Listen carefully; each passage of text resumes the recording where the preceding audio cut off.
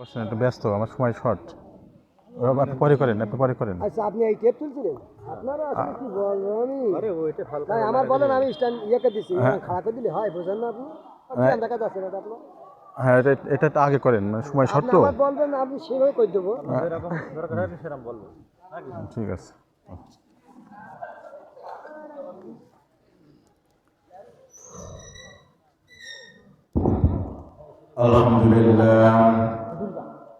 الحمد لله نحمده ونستعينه ونستغفره ونعوذ بالله من شرور أنفسنا ومن سيئات أعمالنا من يهدي الله فلا مضل له ومن يضلله فلا هادي له ونشهد أن لا إله إلا الله وحده لا شريك له الذي أرسله بالحق بشيرا ونذيرا وداعيا إلى الله بإذنه وسراجا منيرا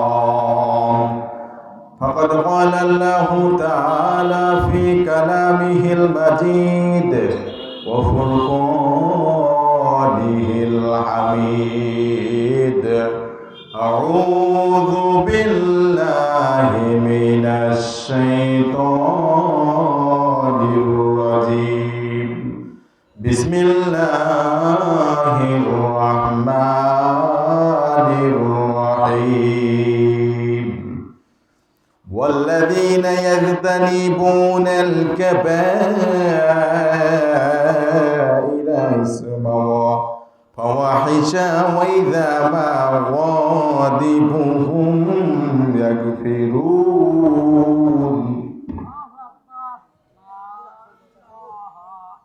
একটুখানি জিকির করুন, লা ইলাহা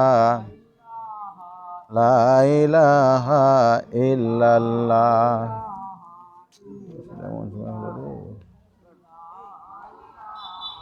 লা ইলাহা ইল্লাল্লাহ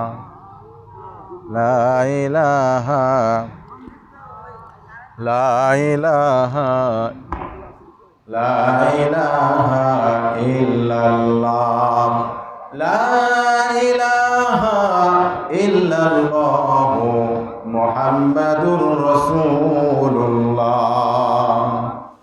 ভাইরা আমার, আমি যে আজকে আয়াত তেলাওয়াত করেছি সূরাতুশ শুরা। কোন সূরা বললাম? শুরা।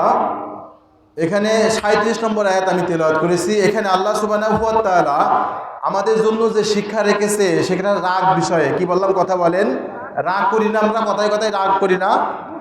সময়ন্ত উপস্থিতি, মানব জীবনের একটা ভয়ঙ্কর ব্যাধি হচ্ছে এই রাগ। শুনছেন কথা? রাগের বিধ্বংসী ক্ষমতা অত্যন্ত ব্যাপক। রাগ মানুষকে শারীরিক, মানসিক, সামাজিকভাবে বিশাল ক্ষতির সম্মুখীন করে দেয়। ঠিক না? কথা বলেন। আর যখন মানুষ রাগ করে তখন তার হিতাহিত জ্ঞান থাকে না। এই জন্য একটা কথাই আছে যে রেগে গেলেন তো কি করলেন? হেরে গেলেন। ঠিক না? বলেন, কথা বলেন। সম্মানিত উপস্থিতি, মানব জীবনে রাগ একটা ভয়ঙ্কর ব্যাধি। এই ব্যাধি থেকে যদি আমাদের মুক্তি পেতে হয়, বিশ্বনবী হযরত মুহাম্মদ মুস্তাফা সাল্লাল্লাহু আলাইহি সাল্লাম তিনি আমাদের জন্য দিক নির্দেশনা প্রদান করেছে। বলেন না সুবহানাল্লাহ। রাগ একটি নীরব একটা ঘাতক।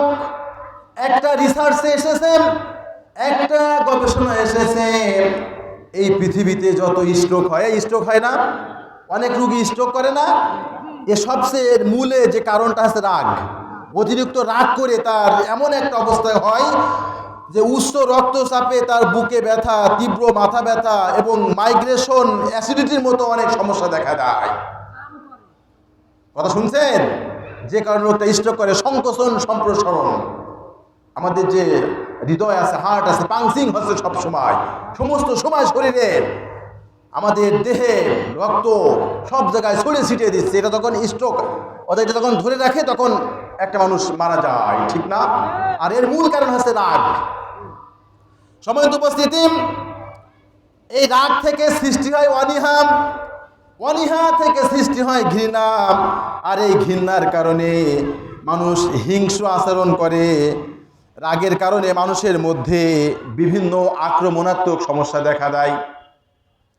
এই রাগের কারণে কি হলো নাকি?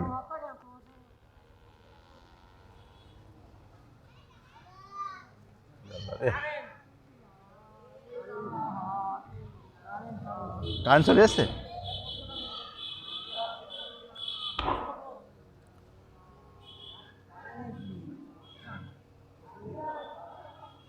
লা ইলাহা ইল্লাল্লাহ, লা ইলাহা ইল্লাল্লাহ মুহাম্মাদুর রাসূলুল্লাহ। এই রাগ থেকে কিভাবে পরিত্রাণ পেতে হবে আল্লাহ সে কথা কোরআনে কোট করেছেন, ওয়াল্লাযীনা ইয়াজতানিবুনা কাবাইরা ইসমি ওয়াল ফাওয়াহিশা ওয়া ইযা মা গাদিবুহুম ইয়াগুম। আর যারা গুরুতর পাপ এবং অশ্লীল কার্যকলাপ থেকে বেঁচে থাকে, আর যখন সে রাগান্বিত হয় তখন যেন তারা সে ক্ষমা করে দেয়। তারা কি করে বলেন, কথা বলেন, ক্ষমা করে দেয়। অপর আয়াতে আল্লাহ বলছে, ওয়াল্লাযীনা ইউনফিকুনা ফি সাররাই ওয়াদ-দাররাই ওয়াল কাযিমিনাল ফাইযা ওয়াল আফিনা আনিন নাসি ওয়াল্লাহু ইউহিব্বুল মুহসিনিন।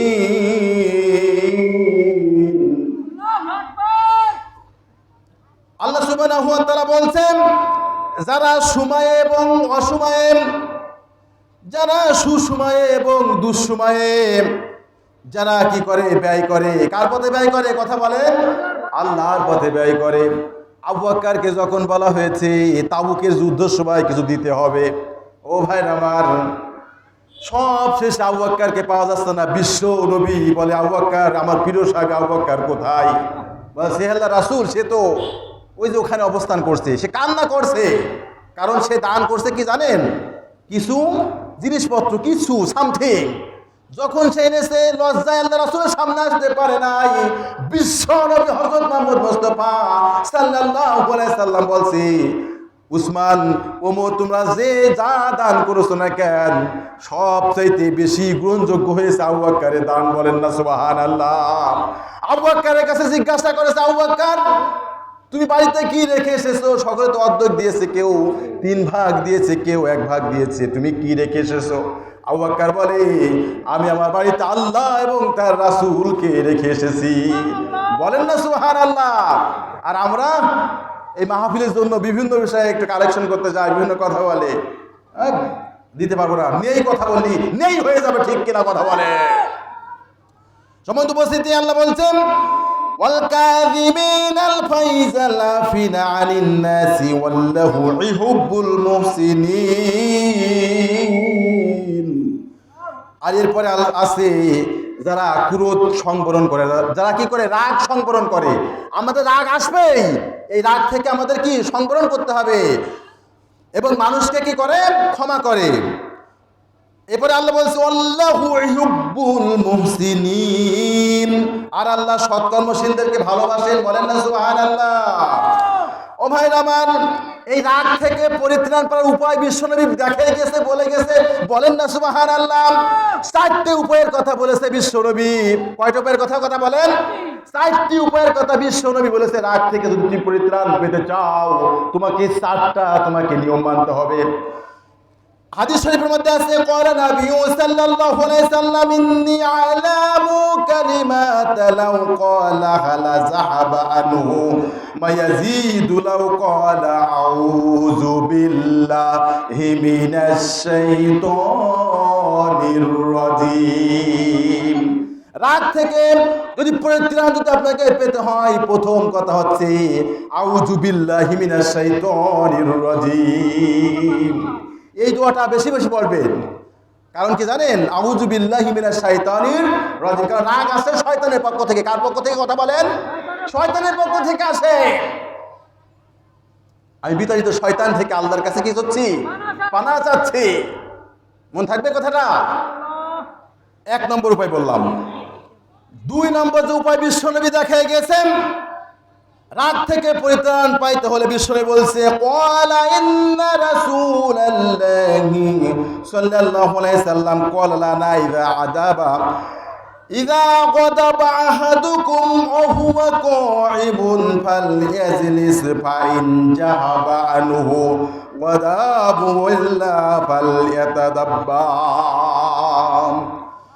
রাগ থেকে পরিত্রাণ পাওয়ার উপায়, দ্বিতীয় যে উপায়টার কথা বিশ্বনবী বলছেন যে তুমি যদি দাঁড়িয়ে থাকো তাহলে বসে পড়বে। এই শুনছেন আমার কথা? যে যদি তুমি দাঁড়িয়ে থাকো তাহলে কি পড়বে? বসে পড়বে। আর বসে পড়ার পরেও রাগ কমছে না, তখন কি করতে হবে? তখন শুয়ে পড়তে হবে। তখন কি করতে হবে? কথা বলেন। শুয়ে পড়তে হবে। সম্মানিত উপস্থিতি, আর যদি আপনি শুয়ে পড়েন তাহলে অবশ্যই অবশ্যই দেখবেন আপনার রাগ কমে যাবে। আমরা কথায় কথায় রেগে যাই, ঠিক না? বলেন বলেন। ভালো কথা বলেছে, একজন ভালো কথা বলেছে, তাও আমরা রেগে গেছি। শয়তানের পক্ষ থেকে আসে, এর থেকে আপনাকে অবশ্যই প্রোটেক্ট করতে হবে। রাগ থেকে মুক্তি পাওয়ার তৃতীয় যে উপায়টার কথা বিশ্বনবী দেখায় গেছে, 3 নম্বর যে উপায়ের কথা বিশ্বনবী বলে গেছে, রাগ শয়তানের কাজ। কার কাজ? কথা বলেন। রাগ শয়তানের কাজ। শয়তান কিসের তৈরি? কথা বলেন। শয়তান আগুনের সৃষ্টি। শয়তান কিসের সৃষ্টি? কথা বলেন। হ্যাঁ, আগুনকে নিভাতে হলে কিসের প্রয়োজন? কথা বলেন। এই কথা বলেন, কিসের প্রয়োজন? পানির প্রয়োজন। আর যখন আপনার বেশি রাগ হয়ে যাবে তখন আপনার যে কর্তব্যটা হচ্ছে আপনি ঠান্ডা পানি দিয়ে উযু করবেন। কোন পানি দিয়ে উযু করবেন? কথা বলেন। ঠান্ডা পানি দিয়ে যদি আপনি উযু করেন আপনার রাগ আস্তে আস্তে কমে যাবে। ও ভাই আমার, যত আত্মহত্যা হয়, যত খারাপ কাজ হয়, রাগ করে কিন্তু হয়, ঠিক কিনা বলেন? বিশ্ববিদ্যালয়ের আইন বিভাগের আনফিক অ্যান্ড লিগাল স্টাডি বিভাগে 6টা বছর আইনের রিসার্চ করেছি, গবেষণা করেছি। একটা ভাই যখন আর একটা ভাইকে যখন অপ্রেস করে, যখন অত্যাচার করে, যখন মারে, আমি তাদেরকে জিজ্ঞাসা করি, ভাই একসাথেই তো পড়ালেখা করি, একসাথেই তো খানা খাই, একসাথেই প্রায় ঘুমাতে যাই, কেন আপনি একজন আরেকজনের উপর মারেন? কিসের জন্য? কথা বলেন। ক্ষমতার জন্য। কিসের জন্য? কথা বলেন। ক্ষমতার জন্য। আমরা ইসলামিক দল করি, তারা অন্য দল করে, যে কারণে তারা আমাদের দেখতে পারে না। সম্মানিত উপস্থিতি, কিন্তু ওই রাগ করে যখন মারে, পরে এক জায়গায় যখন হই, বন্ধু আসলে একসাথেই পড়ালেখা করি, কেন তোর মারলাম? এরকম হয় কিনা? এই জন্য রেগে গেলে বিশ্বনবী যে পলিসিগুলো দেখায় গেছে, সেই পলিসিগুলো মান্য করুন। রাগ থেকে সংবরণ অবশ্যই আপনার হবে। সম্মানিত উপস্থিতি, রাগ থেকে মুক্তি পাওয়ার 4র্থ নম্বর যে উপায়টা বিশ্বনবী আমাদের জন্য দেখায় গেছে, রাগ থেকে সংবরণের শক্তিমত্তার পরিচয় দেওয়া। কিসের পরিচয় দেওয়া? কথা বলেন। শক্তিমত্তার পরিচয় দেওয়া।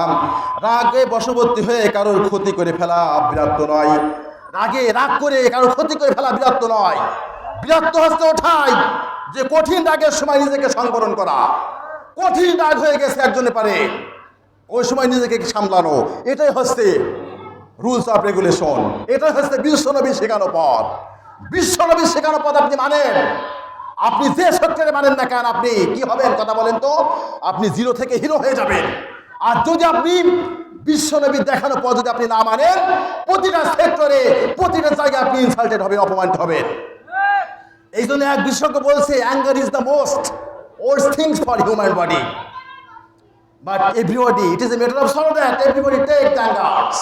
কিন্তু অধিকাংশ লোকই এই রাগ করে এক অন্যের ক্ষতি করে। It has done the superlative degree hearts. It has not done positive degree. এখানে তিনি superlative degree করেছে। কোন ডিগ্রি করেছে? কথা বলেন।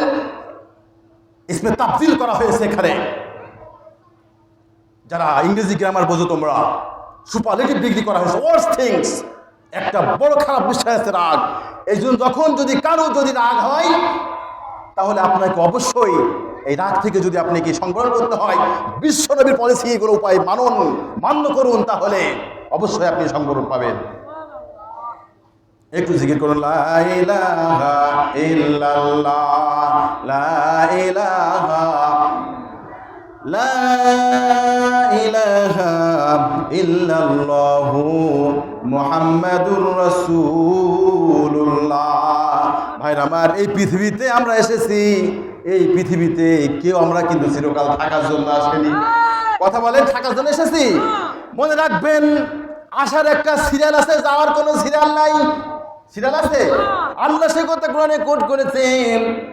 আল্লাহ আরো আমাদেরকে বলেছে তুমি চলে তো যাবেই, there is no alternative way from deed. কোনো বিকল্প কোনো পথ নাই, কোনো বিকল্প কোনো পথ আজ কিন্তু তৈরি করতে পারে নাই মানুষ। Man has tried lot of time. মানুষ অনেক চেষ্টা করেছে, অনেক চেষ্টার পরে চেষ্টা করেছে।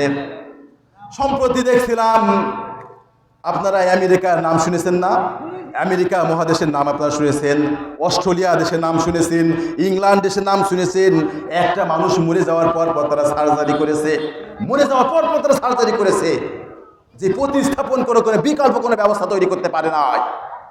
চেষ্টা করে করে যখন তারা ব্যর্থ হয়েছে, দে হ্যাভ ফেইলড, যখন তারা ব্যর্থ হয়েছে, দে হ্যাভ টোল্ড দ্যাট, তারা বলে আছে যে, তারা বলেছে it has created anyone, he is almighty Allah সুবহানাহু ওয়া তাআলা, চিল্লা বলেন আল্লাহু আকবার। যখন তারা বলছে যে সত্যই এটা একজন তৈরি করেছে, যত অঙ্গ প্রত্যঙ্গ যত যা কিছু দেখেছি, দেখি প্রত্যেকটা researchable things in human body, সমস্ত কিছু গবেষণাময়, সমস্ত কিছু গবেষণার বিষয় নিয়ে তৈরি। তখন তারা বলেছে নিশ্চয় একজন তৈরি করেছে, তিনি আর কেউ নয়, তিনি হচ্ছে কে? কথা বলেন। ফাকাসাউনাল, সে কথা আল্লাহ কোরআনে কোট করেছেন, ফাকাসাউনাল ইযামা লাহমা সুম্মা নুখরিজুকুম তিফলা। ভাইরা আমার, কষি কষি হাড় দিয়ে একটা স্ট্রাকচার বানিয়েছে।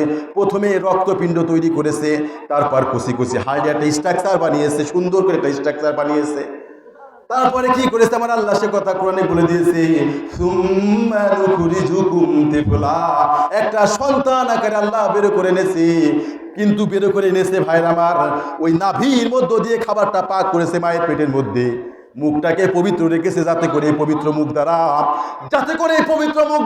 সে মহান রবের গোলামি করতে পারি, যিনি আকাশের মালিক, যিনি চন্দ্রের মালিক, যিনি সূর্যের মালিক, যিনি গ্রহ নক্ষত্র মালিক, বুধ শুক্র ইউরেনাস নেপচুন প্লুটো যত গ্রহগুলো আছে সব কিছুর মালিক সে আল্লাহ।